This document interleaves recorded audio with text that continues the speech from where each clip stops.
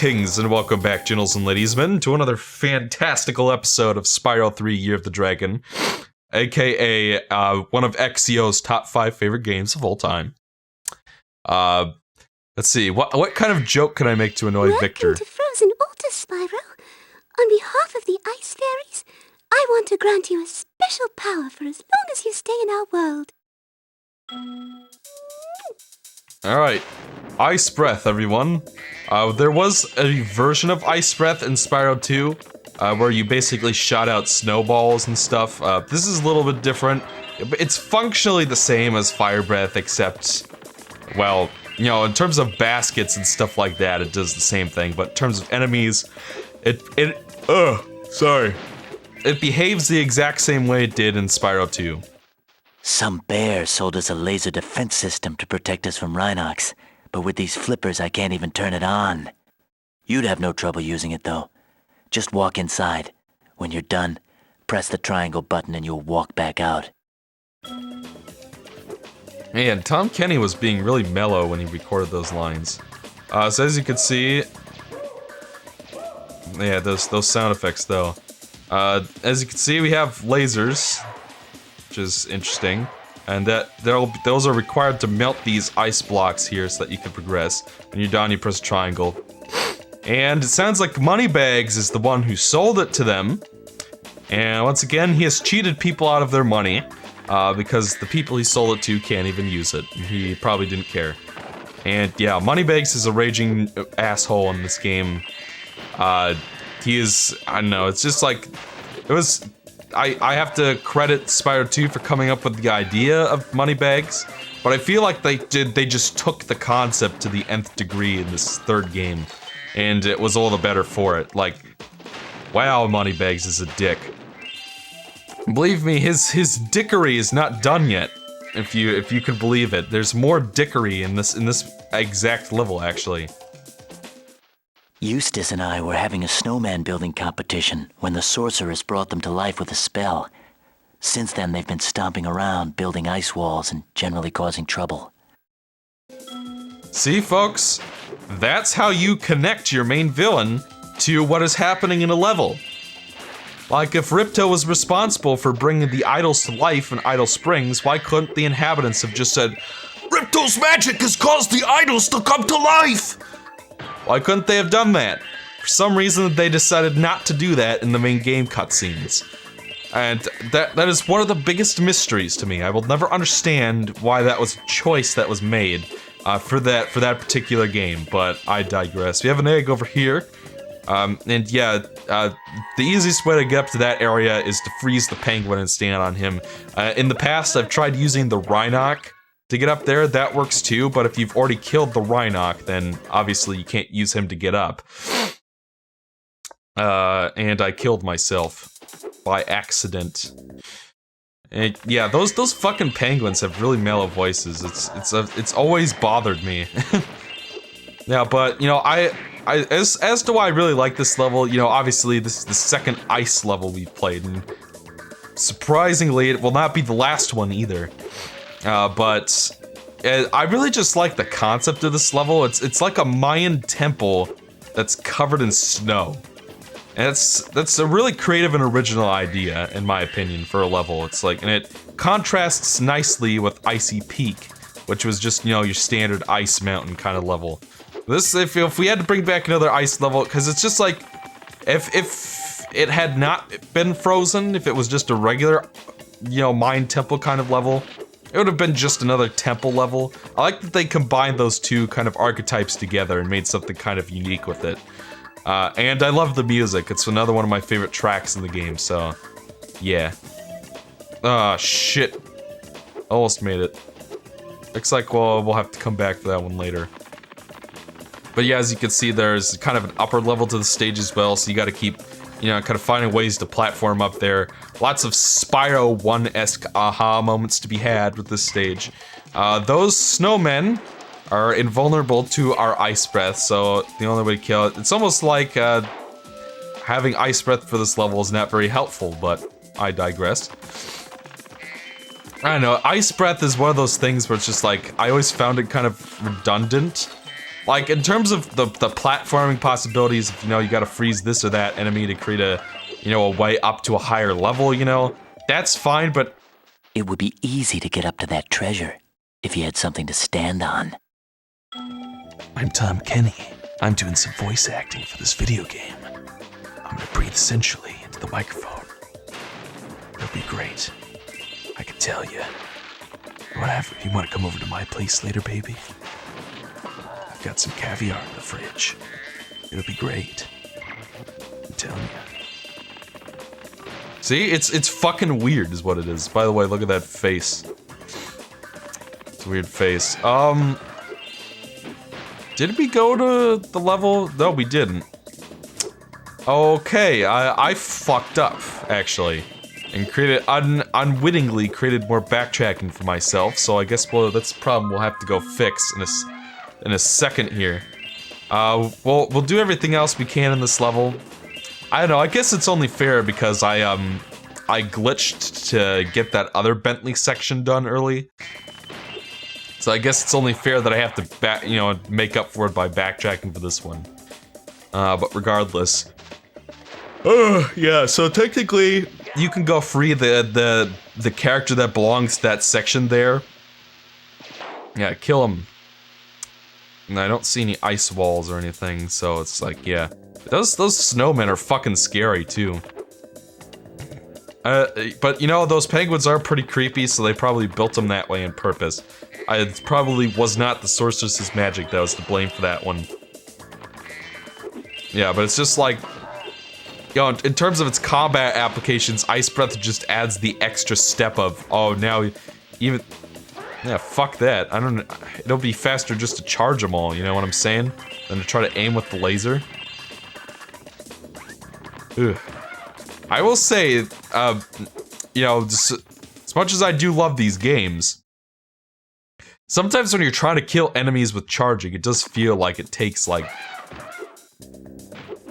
And of course the fucking snowman responded. It feels like sometimes the control isn't as precise as you want it to be. And that's the case in all three games from my experience.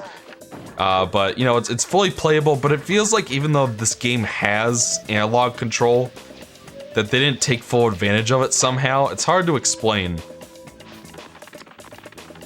But regardless.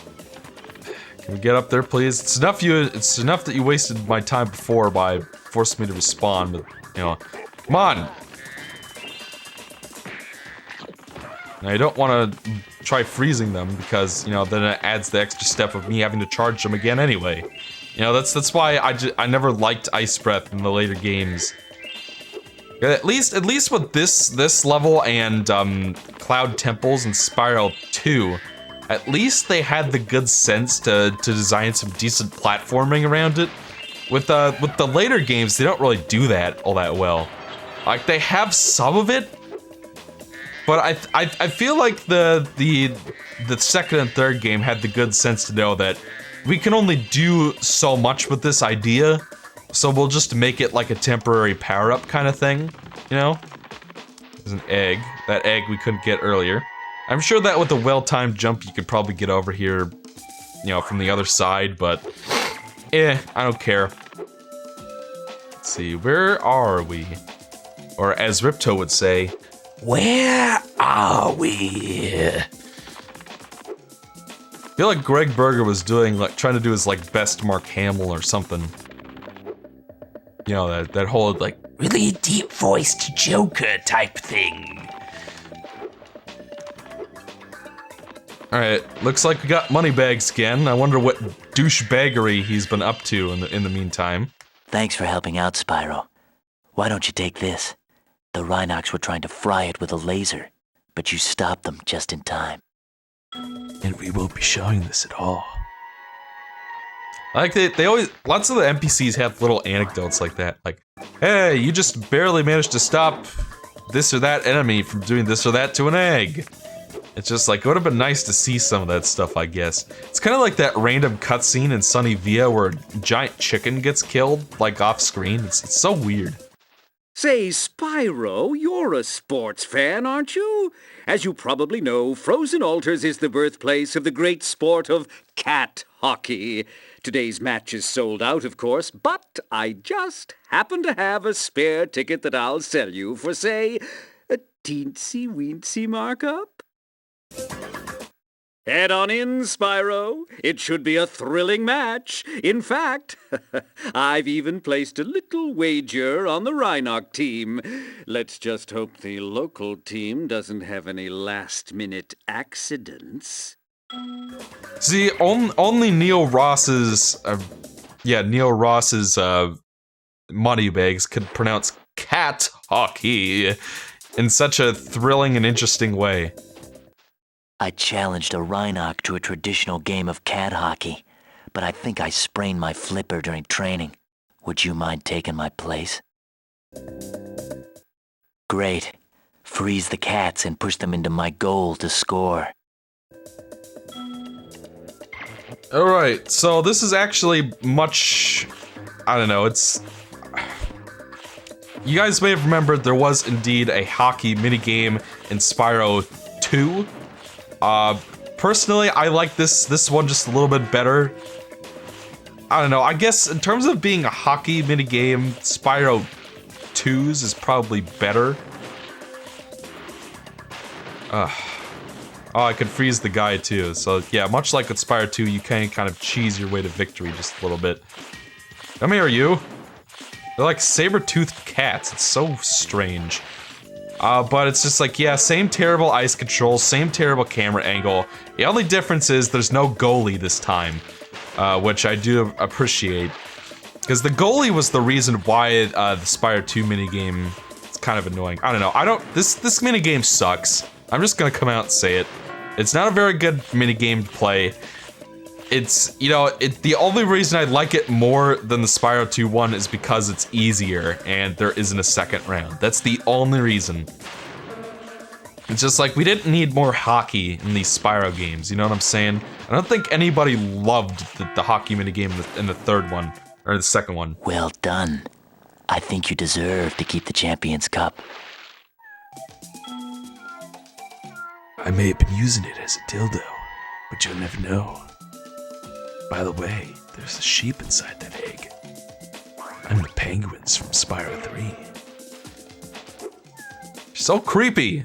Ugh, I get shudders, I get chills. Yeah, fucking moneybags, you see that? You like, placed a bet against the penguin team, and then somehow arranged to have, you know, the penguin sprain his flippers, so I guess, yeah. Okay, so we got there were no gems in that area. According to this, we've collected all the... Actually, there's gotta be another gate or something. Let me check the atlas real quick. Kind of, my memory's pulling a blank. Okay, so yes, that's the only section we have left, but there should not be.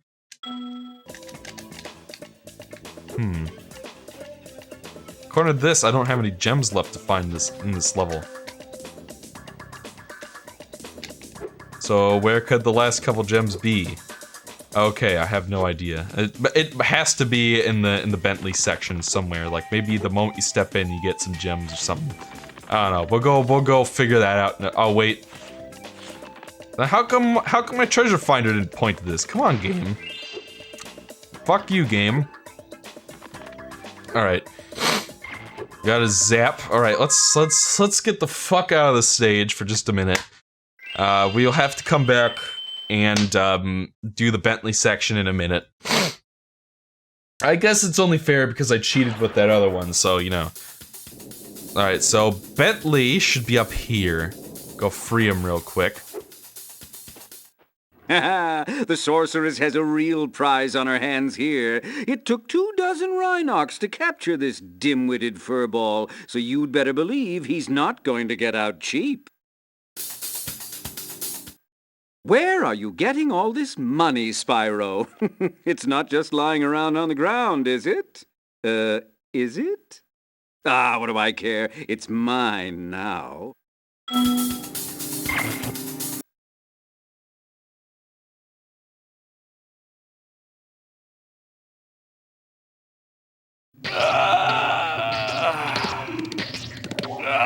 The first rejuvenating breath of freedom.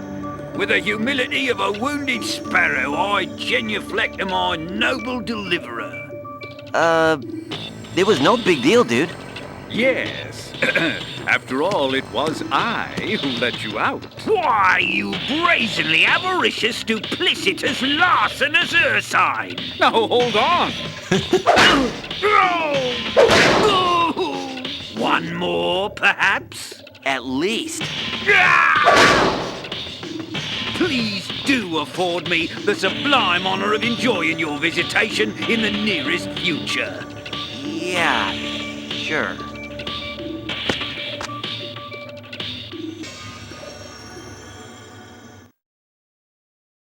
Alright, so Bentley the Yeti is now free. I think he's a Yeti. There are other Yetis, but they look nothing like him, or his brother, who we'll be meeting in a second, so not sure what exactly he is supposed to be, but regardless. Now let's head on in and complete his stage so that we can go back and do the other section.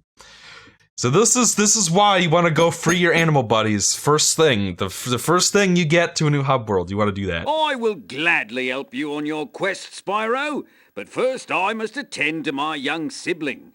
I'm afraid he may have gotten himself into trouble during my absence.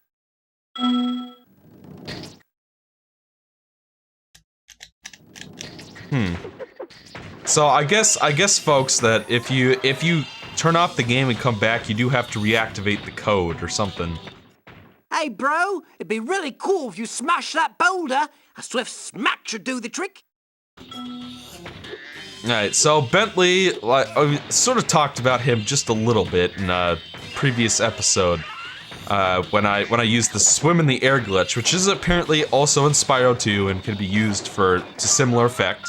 I learned that from the comments, which is why I do not fully record these playthroughs all in advance.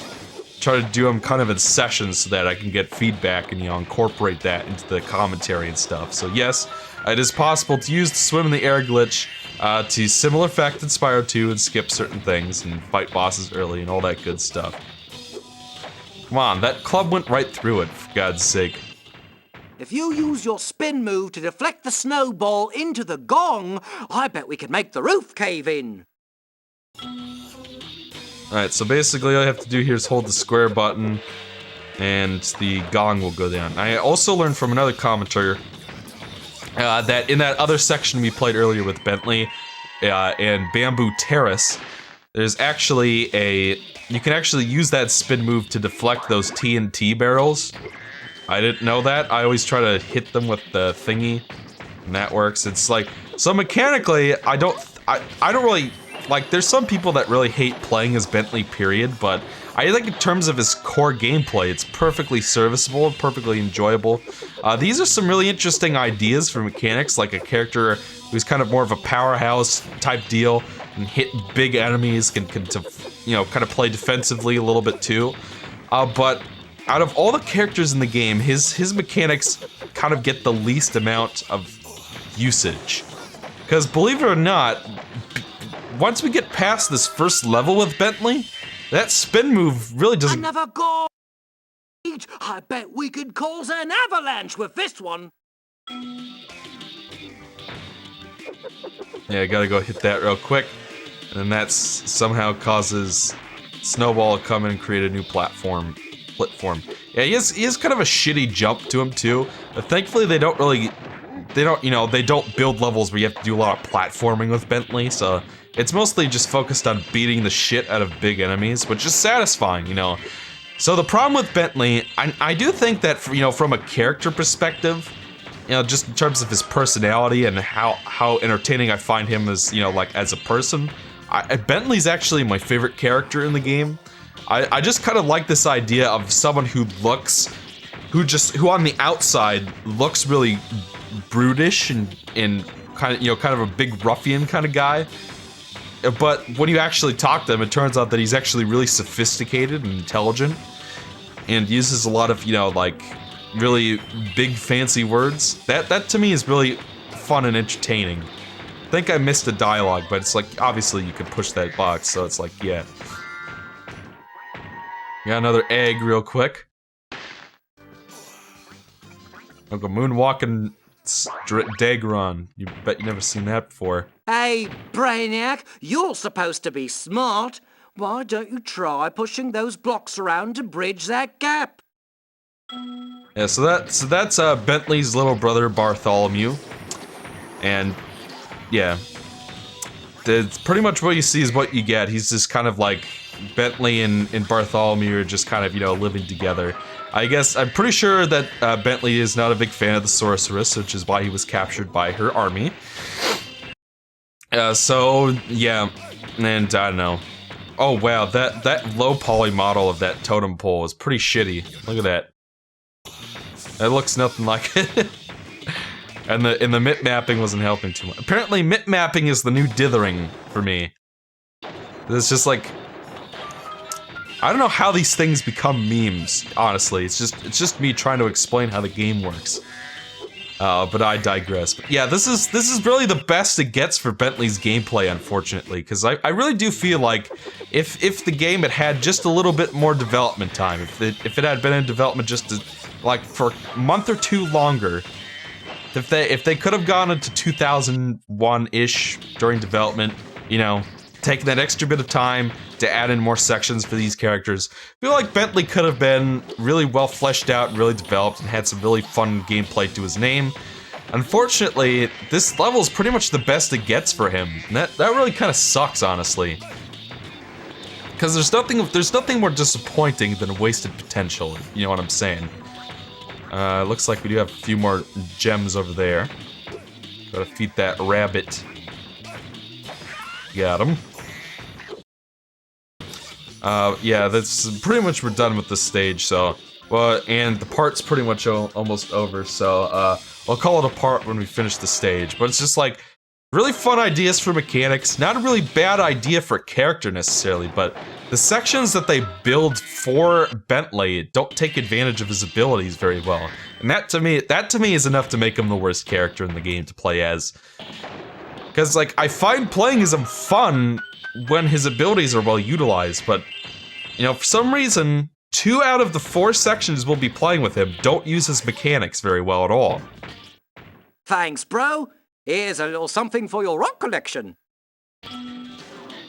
And yeah, there's the Eric Dragon. I knew there would be one. Yeah, that one's goofy enough to be Eric. Alright, so we've guided him back to his house. We've completed the stage. So yeah, that's it for now, folks.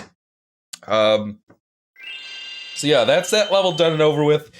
Join me in part 14, and we'll go back and play that other Bentley section we could not play earlier. And how about... Oh, wait, what's this?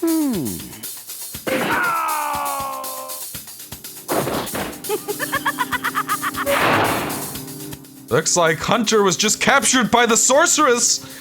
We'll find out what happens to him in the next episode!